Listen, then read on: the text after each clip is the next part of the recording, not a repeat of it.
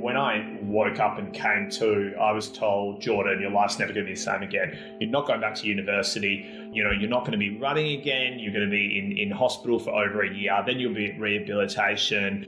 Basically, what you expected for your life before is not going to be the case. So just get used to it. Mm-hmm. And then in my head, I was like, again, like when I was 13 and that teacher told me, I was like, I'll show you. And it's actually, as much as that's your prognosis, that doesn't necessarily have to be like my outcome or my diagnosis.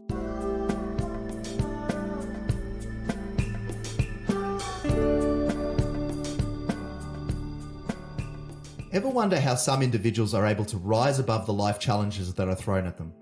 That they use these challenges as an excuse for why they're able to move forward, rather than as an excuse for why not. In this episode, I'm joined by Jordan Fogarty, CEO and founder of B Media Group, and we talk about this life transformational event that occurred to Jordan and how he used it as a reason to how to change his business, how to change his impact on the community, and how to change himself. I hope you enjoy this episode as much as I enjoyed producing it.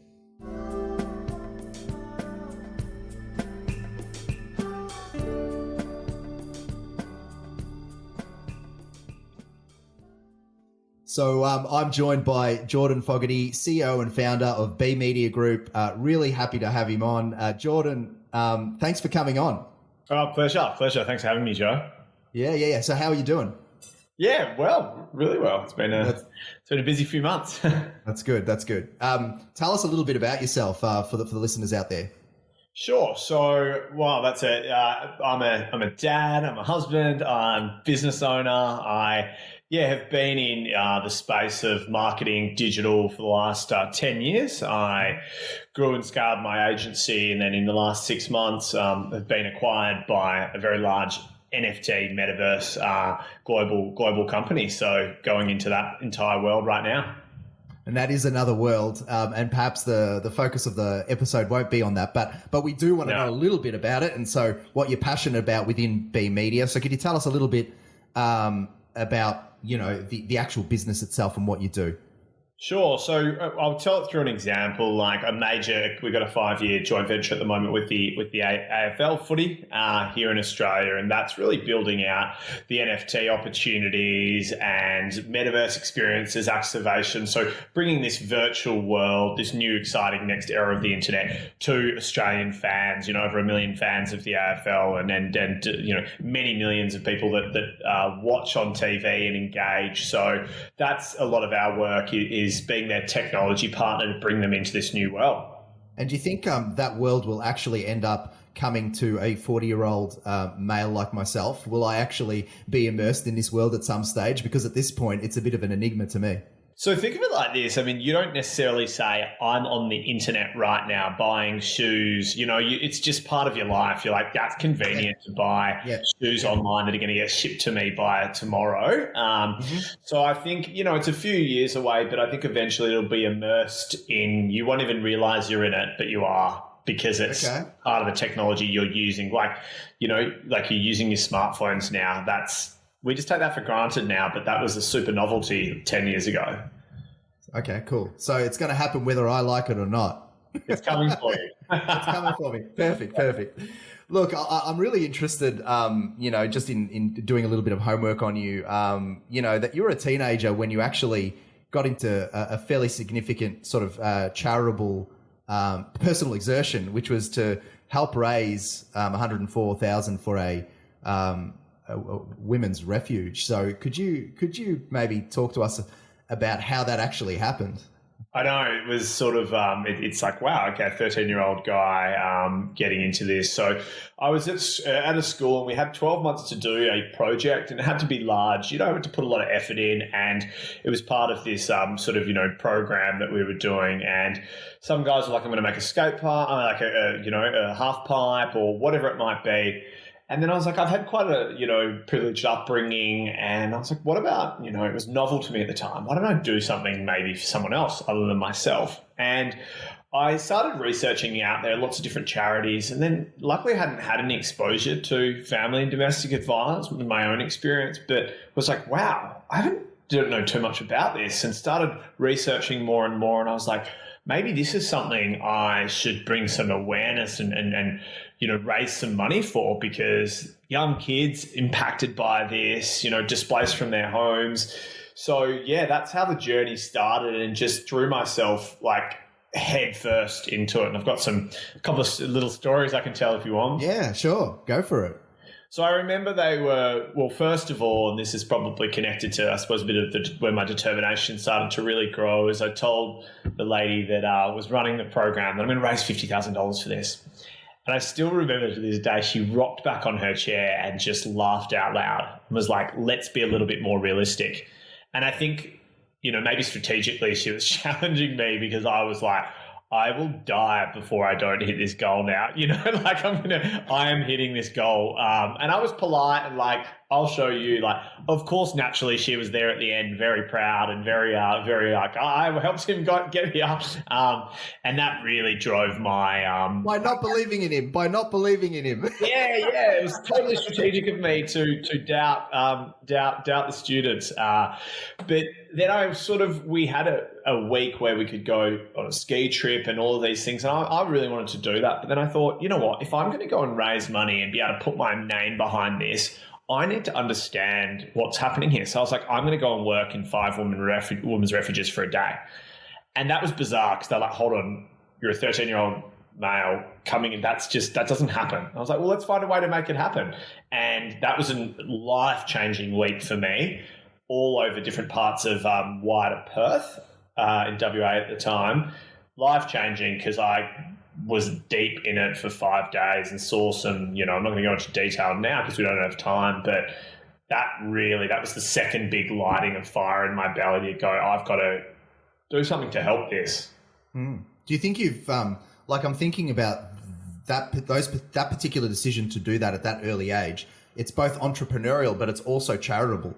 So, do you feel that was something innately in you, both of those, points, entrepreneurship and charitable inclination, were they both in you early, or was it something that it was more around the way that your family operated? How come you did that? There's not a lot of teenagers that would do something like that. Good question. Like, I think I always, from a very, very, very young age, toddler age, I think of my parents always described me as like, full on, intense, into everything, curious, interested. I think, I had been surrounded by some family members and things that had been quite philanthropic and charitable, I suppose. But I don't know if that was the driver. I think it was just a moment within myself going, this would be cool. This is challenging. I love kind of like hardcore challenges. So I was like, it just sort of came at the right time. And I said, I think I want to throw my energy into this. And it was an interesting year. Like, I went hardcore into it. And I actually I was just... I sort of didn't burn myself out, but I think I sort of did neglect school a bit. I started to learn my first things about, balance and life when I was sort of about 13, because you're going through a lot as a young bloke at 13 as well. Your world's changing dramatically, and I just probably bit off a lot. I did bite off a lot. It was a big learning year for me for sure. Mm-hmm. So you talked about school being a little bit challenging, but it seems like as you progressed through school, you actually ended up wanting to do sort of commerce law, I believe, and you ended up, canning that idea. Yeah, I think, and I know this is sort of the topic of this podcast, so I think it's a right sort of environment to share. Like, I had this real connection when I was about 13, 14 to things more than myself and contributing and to the community and all of these aspects. And then I think I fell back into probably about year 11 or something, back into that success. That's the only metric. And, there's a lot of definitions of success, but financial success. And I think that put me on a path that was purely driven just to that, to make as much money as possible, right? Yeah. And that was interesting because that's where the law commerce, that's where this, just want to do this, just want to do finance. There's nothing, I think I think I was being driven by a one-track mind of that's the only definition of what you should be chasing. So yeah, it was an interesting few years. I think an event in my life, a car accident, probably brought me back a little bit to what am I doing all this for?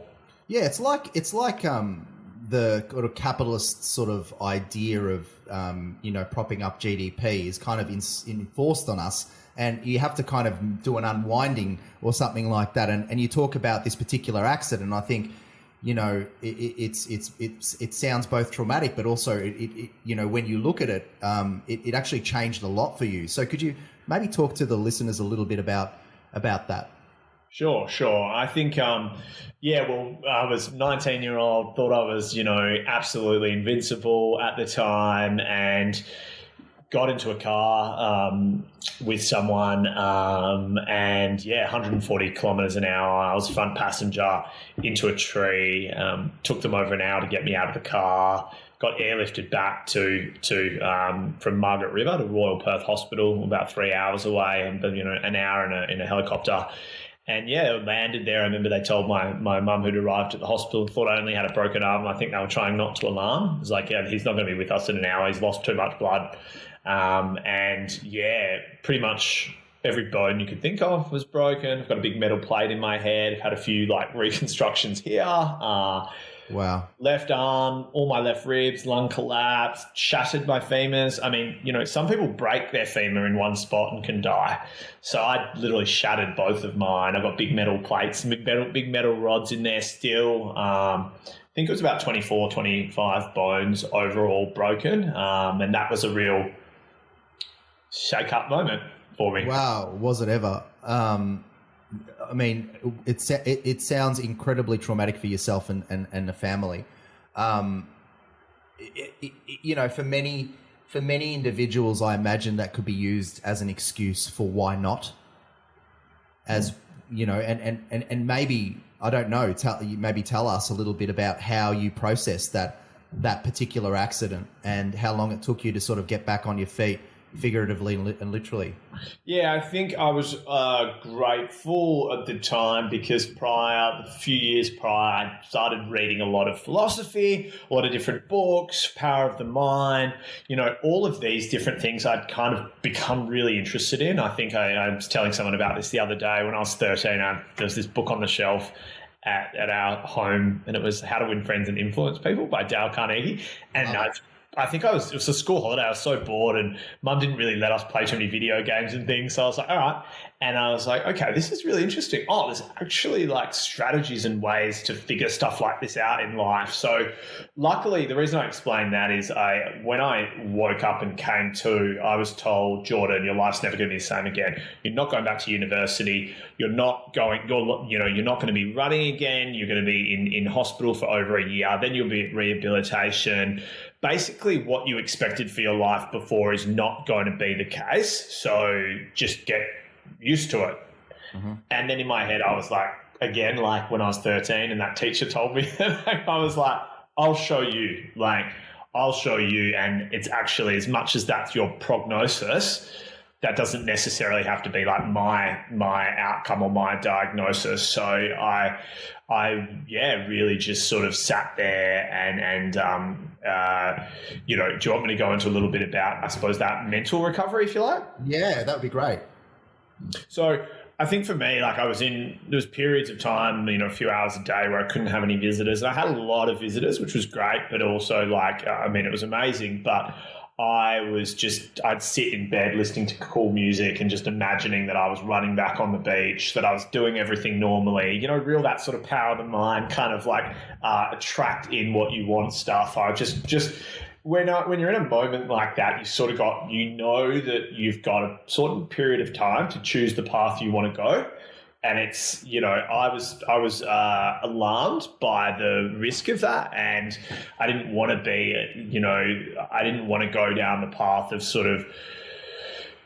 I didn't want to fall into the victim, which is so easy. And a lot of people can fall into that. And there's nothing wrong with that, but it's just almost a sliding door moment. So for me, it was that. And I stopped taking painkillers within days of waking up. They were like, you're a madman. You need this. If you stop, you're going to be in pain that we're not going to be able to control. And I was like, I've got to get better. I've got, some head injury. I've got every bone broken. So for me, it was like being mentally trying to be as healthy as possible. And then even, I started after about a month, I got out of the hospital after 5 weeks. I was like, let me go home.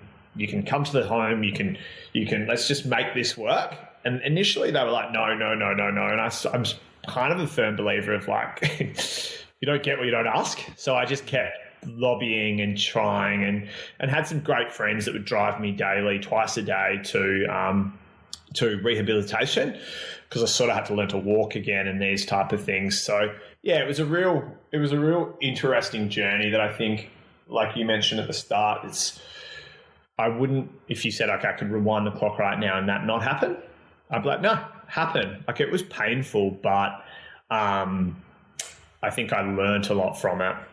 Did you deny or avoid for a while the fact that it did happen in order to move forward, or did you actually, were you quite realistic about the fact that it all went down and just use it as a way to like think about how positively you can go forward?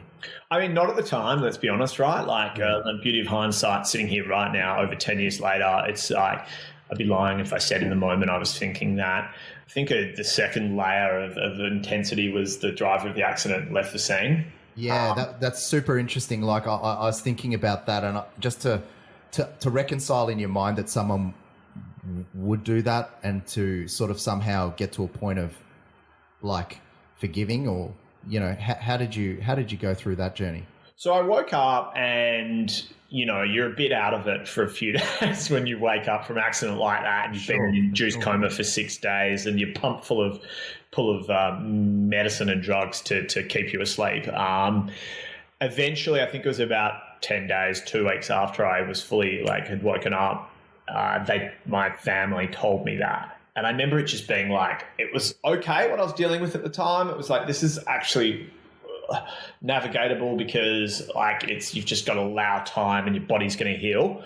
That was literally just 15 daggers in the chest of it was that human moment where you see your humanity, and it's just crushing that could have occurred.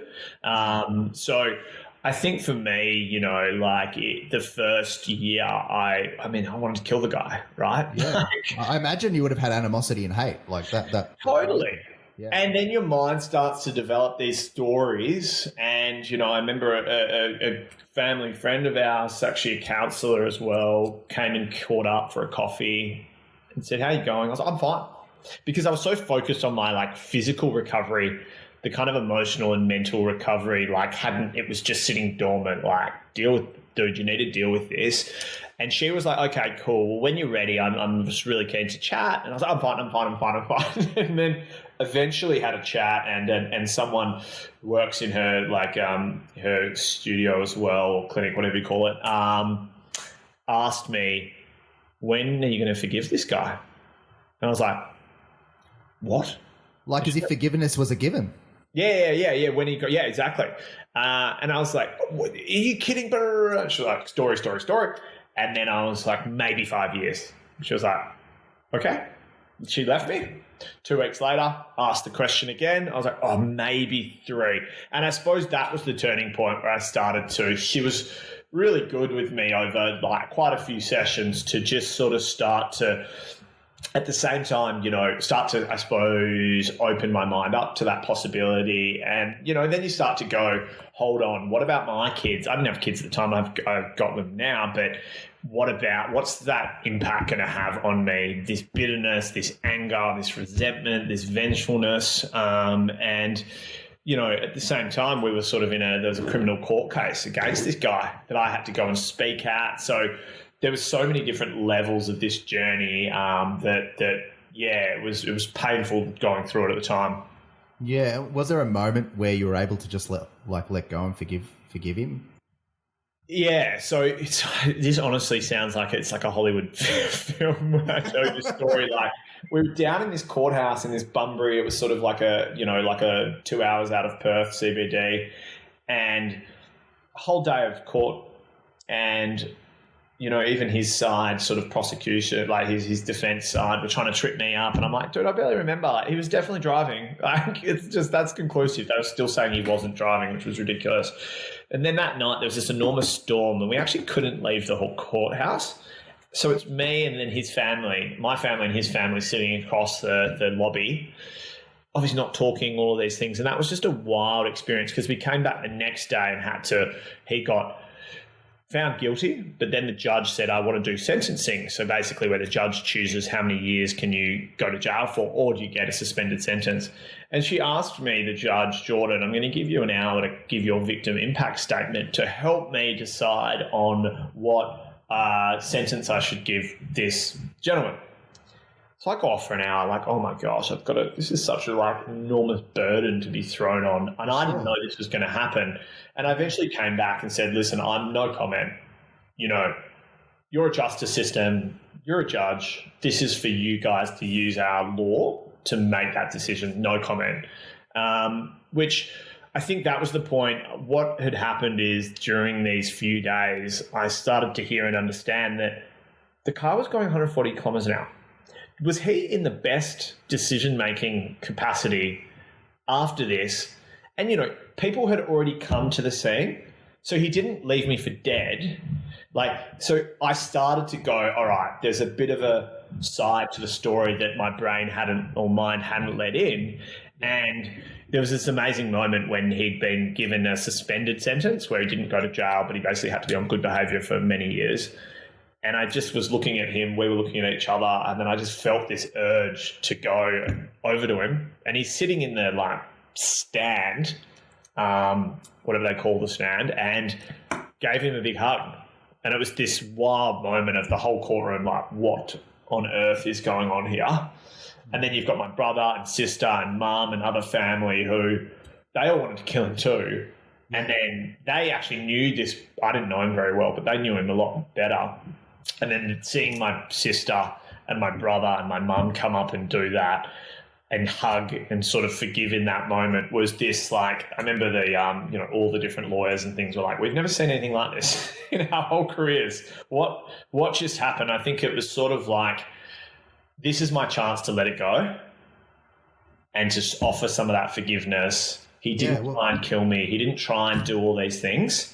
Yeah, well, you'd gone through so much, Jordan, and then to carry the burden of having to hate someone for so long. I mean, I'm sitting here saying it from my end, but I mean, it just takes an incredible human to do that. So it's what a great story. And how do you think that it actually changed?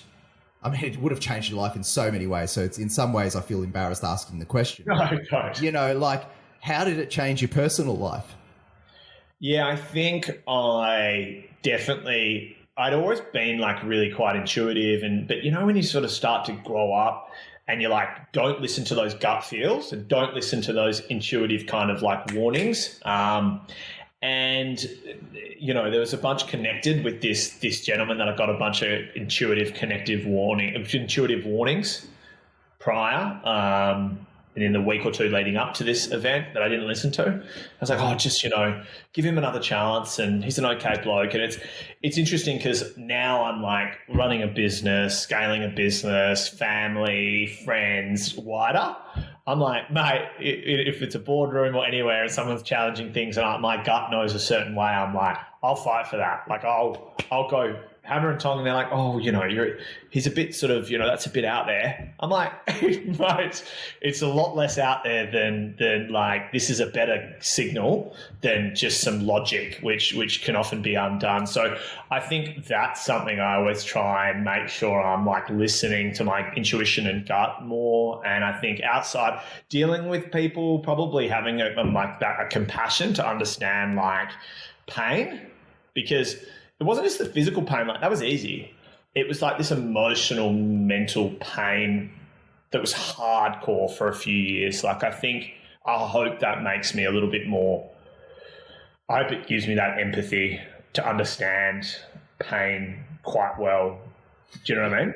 Yeah, you know why I really love this story, just of the forgiveness, because I think it's the antidote to a lot of the problems that we have in society. I mean, we're quick to cancel people for things that they did so many years ago in a different environment, and there's just no sense of forgiveness anymore. It's just a hard line, callous no to individuals. And you know, you've gone and had something incredibly life-changing happen to you and traumatic, and yet you saw the value in forgiveness for not just for the other party, but yourself as well. And it's I think we could all learn a little bit from that. But I think about this accident. I think, you know, how did it change your mindset around what success means in terms of like people, community, commercial success?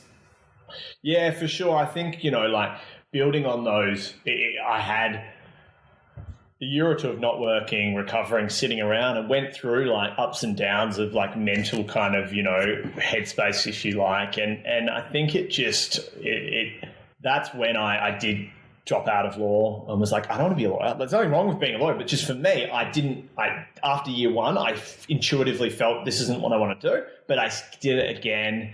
And I just started going, hold on, what am I listening to here?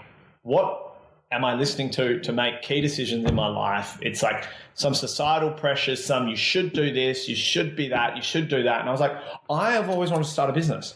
I want to be an entrepreneur. That's what I want to do. So that really gave me that kind of impetus to go like, stop listening to random stuff out there. Like, actually just back yourself more. And you know what? People are going to laugh at you. And when I started my business, like I remember people being like, what on earth? Like you could have gone into finance, you could have gone into law, you could have gone into these really sort of like, you know, big ticket earning environments. And I was like taking a punt on starting a small agency and in some environment of digital that 10 years ago was a bit random and new still. Mm-hmm. So I think it just pushed me to go take a punt. And what's that? Well, you took a punt with a passion, you know, like, you know, usually, I mean, it's risky to take a punt, right? It's risky to do something that's outside of the norm. Yeah. That's why people discourage and often make comments, right? But where it comes with a passion, I think you're de-risking some of that as well. Yeah, totally. And then I think for me, it was similar to when the accident happened, similar when that, personal project had happened. It was like, this is on me. It's as hard as you go. Just go hardcore. So someone was asking me the other day, the first like year, like I was a proper maniac with how hard I was going to just, you know, try and condition my mind to be positive. And at the start of the business, you're terrified. You're like, oh my gosh, like I've put myself on the line here. Everyone's watching now, family, friends, taking a big risk. And then you've got to like front up and actually try and make it successful and get traction when so many industries are also competitive. So it was again like another hardcore challenge, but I sort of felt like far out. If I can get through that accident and these things, I think it gave me that beautiful naivety of, you know, of youth at times, right? Like, well, how hard can it really be? Yeah. You know, I really like your views around competition as well. I wonder how it changed the way you sort of thought about competition in your business, within industries and all that sort of stuff. I think I'm a highly competitive person, and I don't think there's anything wrong with competition. I think what it did is it made me, because I felt, you know, when I started in digital marketing, right, that was when the business first started I had interviewed a whole bunch of different agencies for a previous role, and I just felt like it was I just felt like there was issues in that industry about, you know, like transparency, about really talking directly about what's going to drive the business and all of these different things. So I felt like a real mission to be an agency and a group that was like truly like committed to actually helping and driving these businesses to the next level, not just taking advantage of the fact they don't understand the space and you know, locking them into long contracts and all of these things like competitors were doing. So it drove my competition that I remember sitting with my sales team and people at the time. It's like, if you don't work hard enough for this deal or for these things, they're going to go to, I'm not going to say these companies' names, but they're going to go to company A, B, and C that just have an awful track record of you know, not doing the right thing. Yeah, so it's competition with those that are not doing the right thing. Yeah. And it's what about those that are doing the right thing? How do you see them? See, I think it's like a great opportunity to collaborate and to work together. I think, like the competition forces everyone to be better. And you see monopolized spaces are the worst because, like, why would you push that extra effort when you monopolize and you own the space? So I think it's healthy because typically, generally speaking, the businesses that have the core mission, the purpose, values driven, principle driven, eventually win most of the time. So I think in that environment, the healthy competition between the goodies, if you like, is good as well because they're going to become even better. You mentioned, and we've skirted around the topic of values-based sort of culture. So maybe you can talk to us around how you set about creating this sort of values-based culture through B Media. Yeah. Well, I'll start because, so far it's, I suppose through this podcast, I sound like this amazing guy. I wasn't, right? Like at the start of the business, I was like not a great business leader at all. Like I will put my hand up right now. I was so imbalanced in the mission to grow it and maybe businesses have to be like this at the start, but I'm not covering up for some of my behaviors. Like I was hardcore. We didn't really the first year have many values and it was just like go hard, just win.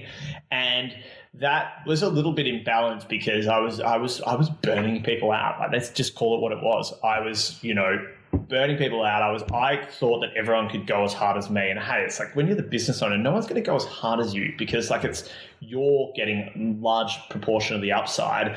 So then it became a moment of like, what am I doing wrong? And people are like, dude, you've got to think about your culture. I'm like, oh, that's just something that people talk about on like, articles and you read that on Facebook or something, whatever. Like I have the luxury of culture. We just got to grow because otherwise we're going to go out of business.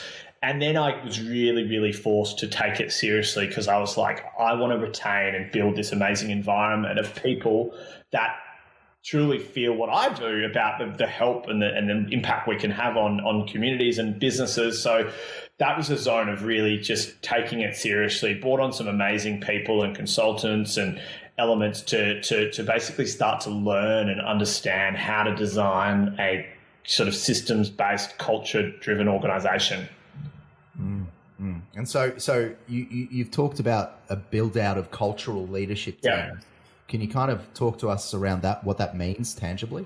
Sure. So like, I think a big part of the business at the time was what I learned was like business issues that happen with people at the time can happen from a few reasons. They can happen because of cultural misalignment.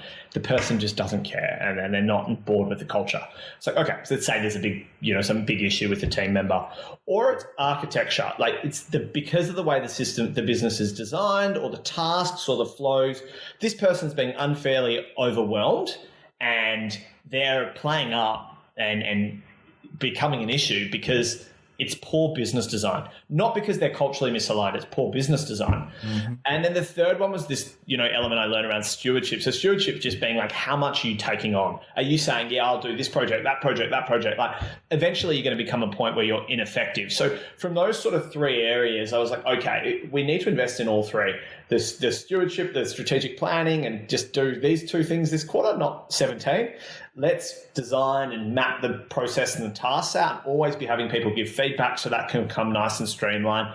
Then the third bit was this cultural alignment, where we actually built out, there was these peer catch-ups where everyone would give each other feedback, really trying to break down the actual pyramid of a business to this network where the reality is, a designer or a developer working on something is closer to the information. They should be empowered to make more decisions rather than the CEO or, a senior manager. So it was basically a system that we designed and onboarded people and had these cultural leaders that would manage little areas of this network.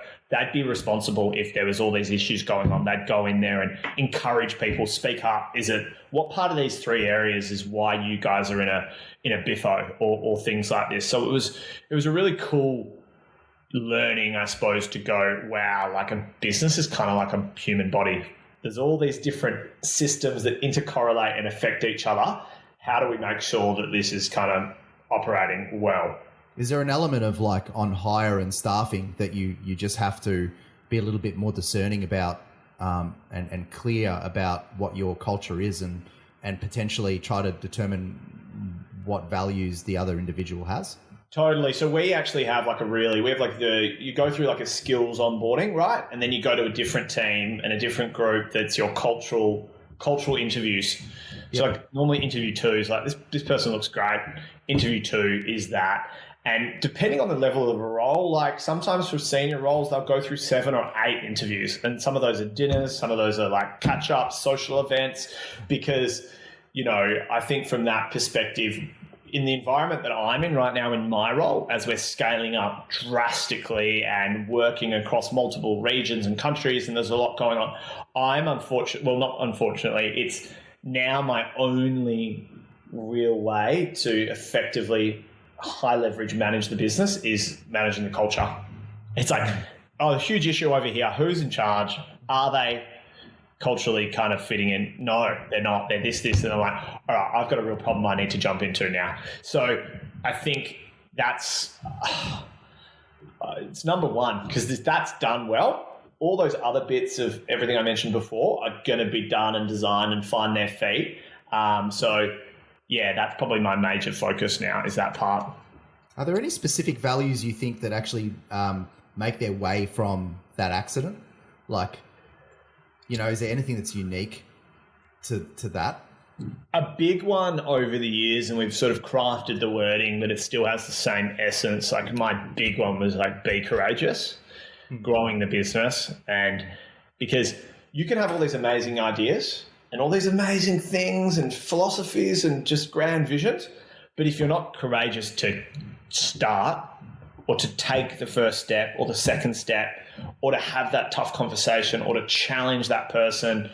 So that's probably a big one, because that was for me, like, be courageous and speak up back to the doctors, be courageous and challenge this. So that's a really good question, actually. I've never been asked that before. Tell me about becoming a father and how that may have changed you. Yeah, it's that's another life transforming event. Totally. It's super interesting. My wife and I were talking the other day. We've got this beautiful 1-year-old and my wife's we got another one due in November. So wow, congrats. Little families are growing rapidly. Yeah. It's all happening.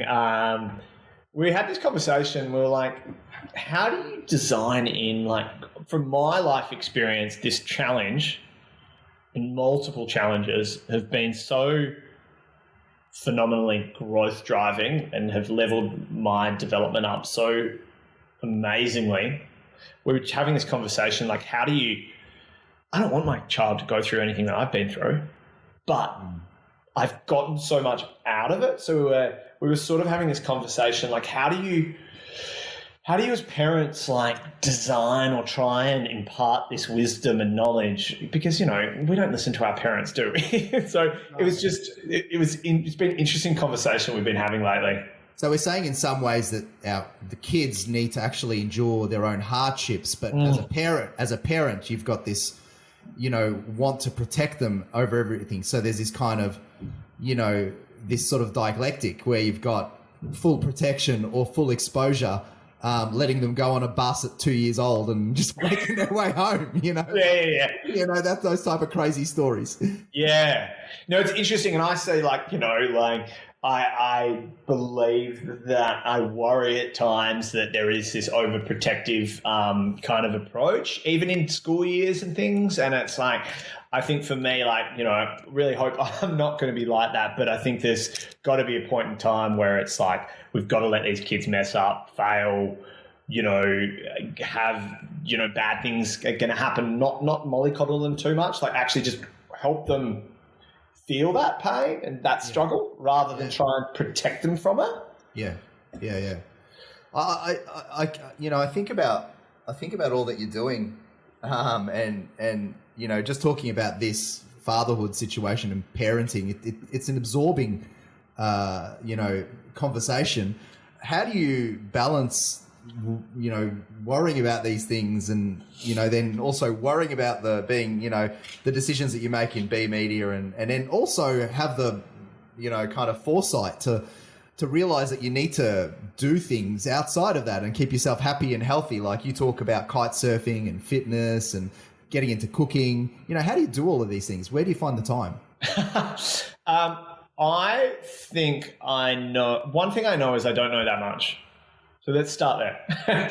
I think for me, it's been like, I want to keep learning. I want to keep understanding. And I was so lucky to seek out tons of mentors throughout my career, if you like. You know, like, hey, dude, love to catch up. Can I just have a coffee? I want to buy you a coffee. I want to buy you a juice. I want to buy you a smoothie.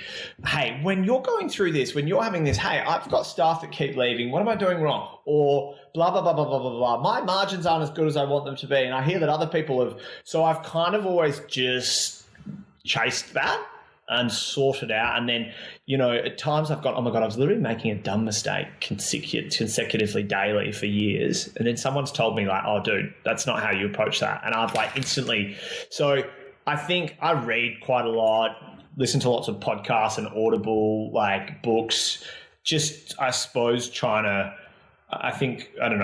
just be a bit of trying to suck up information, but I'm not perfect. At times I'll be imbalanced and then I'll kind of flow back. So yeah, I don't know if I'm doing it perfectly, but I think definitely the family stuff I've put as like priority number one, because how do you know when you're imbalanced, Jordan? How do you know what is letting you know that you're in an imbalanced situation? Oh, I thought you said, how do you know when I'm balanced? You said, how do I know when I'm imbalanced? I'm thinking, I'm not really sure with either. No, how do I know when I'm imbalanced? I mean, you know, there's pretty obvious indicators for me personally, like health. I'm not feeling that well, I'm tired. And then often it'll be like, yeah, well, you've been on so many flights, you've been doing this, you've been doing that. So I think, you know, for me, it's pretty obvious indicator if my wife and I are like in a bit of tension or even work-wise. So I've always been a big, I'm sort of probably that higher level thinker. So the planning and the organization and the details was something I didn't put as much effort into. So now for me, I know that like planning my week, prioritizing, getting really clear with that. I've got this like daily planner next to me that's like my Bible.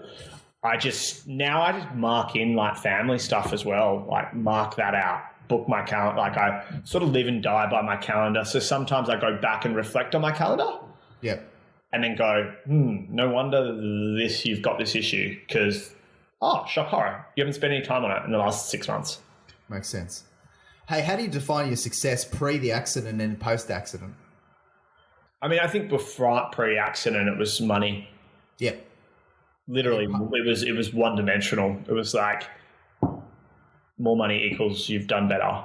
And how is it better now? I think now it's like,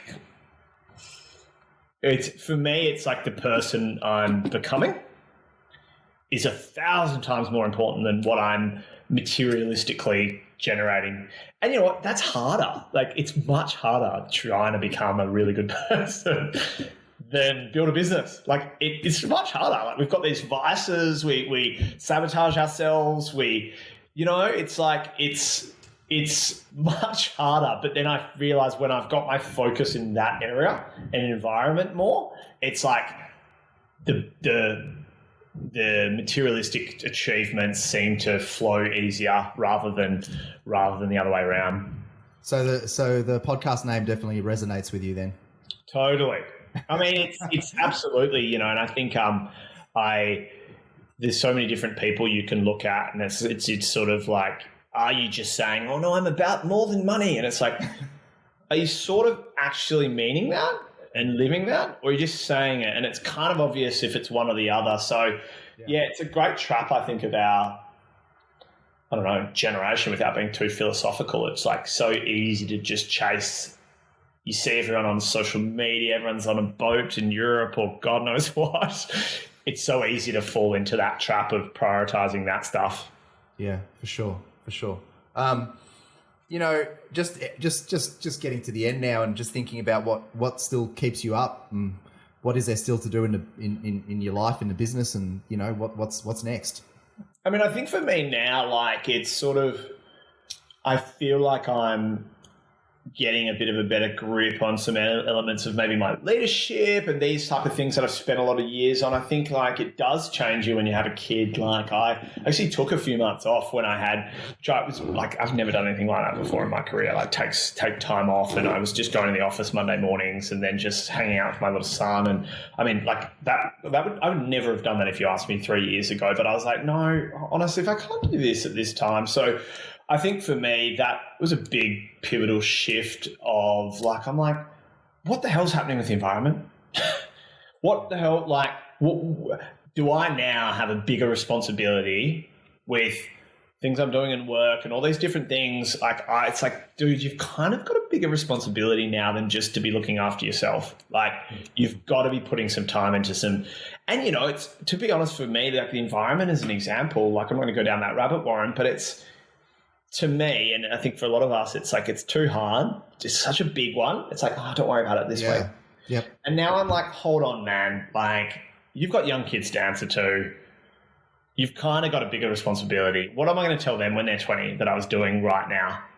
Oh, I was planning on doing it next year, which never happened. And, you know, so I think for me, I probably, you know, that's in the coming years what I want to be probably putting myself more into, not particularly just the environment, but kind of like bigger picture causes. I think that's what fires me up more than anything. That's awesome. That's awesome. And, you know, the one that, you know, you've answered a fair, you know, some questions the whole way. I've given you some questions which were, you know, somewhat cumbersome, I imagine, but this one is probably the most. What spirit animal would you be and why?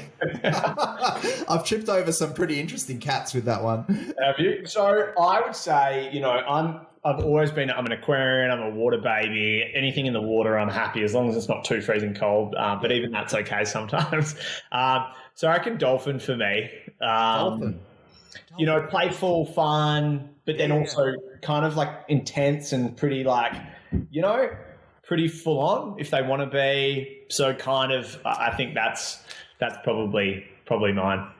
That's awesome. Now, Jordan, I've got to thank you again for coming on. But before we go, I just wanted to, as I was going through my Instagram feed, which I don't go to too often, there's a guy that I follow. I think his name's Young Pueblo or something. Okay. And he said something that I felt was really relevant to this particular episode. And I, if you don't mind, you'll indulge me in me reading it out verbatim. So people who experience deep suffering and are still gentle with others do not get enough credit. To not let the hard things that happen to you win is heroic work. To drop the bitterness and still live with an open heart despite it all is a massive gift to the world. Oh, it actually made me quite emotional. That's awesome. Send me that. Yeah, I will. Good on you, Jordan. Really appreciate it. Everyone's going to love this one. All right. Thanks, Joe. Great to chat. I hope that this one was enjoyable to listen to and there were some moments of value. If you have resonated in any way with the sentiments of this podcast, we would be delighted to direct you to our website, www.itsneveraboutmoney.com.au, for more free resources and education aimed at improving your capacity to make sound financial decisions for the benefit of your family. We wish you every success, however you define it.